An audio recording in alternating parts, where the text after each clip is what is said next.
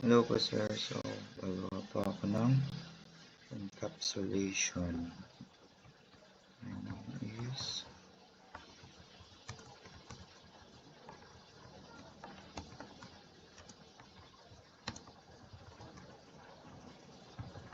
BS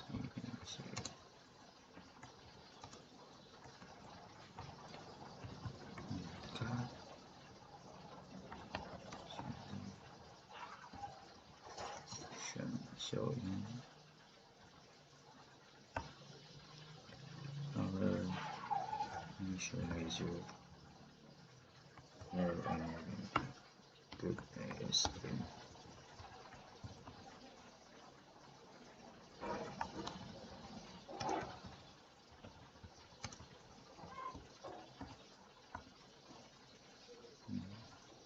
So dito po is kukunin natin ang area po ng rectangle.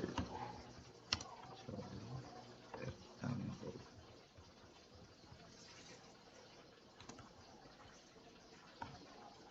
Public that. So integer length. Ang integer po ay ginagamit pag kukuha tayo ng mga numerical variable. So int breadth. So what is breadth po? Breadth is the other term for width or yung lapad. So kailangan po natin itong dalawang to kasi ito ang ating gagamitin para makalculate ang area ng ating rectangle. So rectangle our integer length, short for length, int bh short for breadth,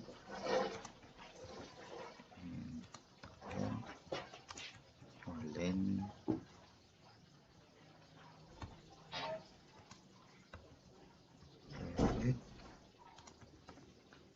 bth.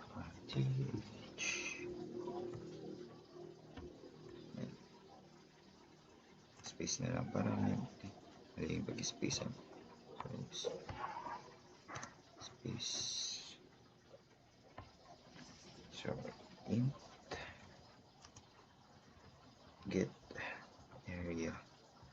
So this will calculate our rectangle. So ano pa to? So this is the construct to initialize our variables. So, return length times breadth. Yan.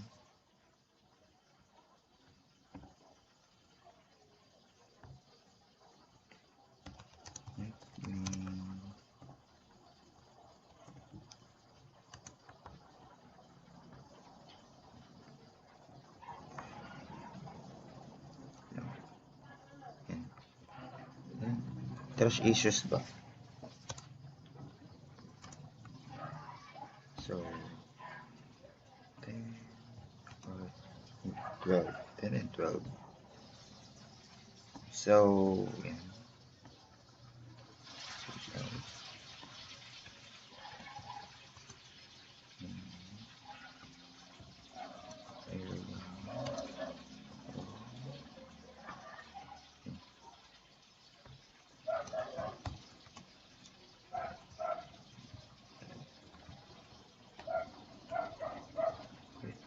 Area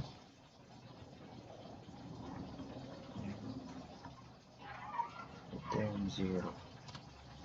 So ano po itong rectangle rect 10 to 10. So this will create object for rectangle class, and ito para ma-call out ang ating get area functions. So yun lang po, and delete ko ito muna para makita natin. So let's try to run this. So error, ay wait, no, hindi ko pala na save. So yun, sorry po. Yan, ulitin lang natin. So yun, ang ating area of rectangle is 120 kasi yun po ang nilagay ko dito, 10 and 12. 10 for our length and 12 for our breadth or width. So pwede po itong palitan, gawin natin let's say 100, tapos ang lapad niya is 10 or 10. So yan, save lang po and run. So yun, ang area na po natin is 1,000. So yun lang po sir, thank you.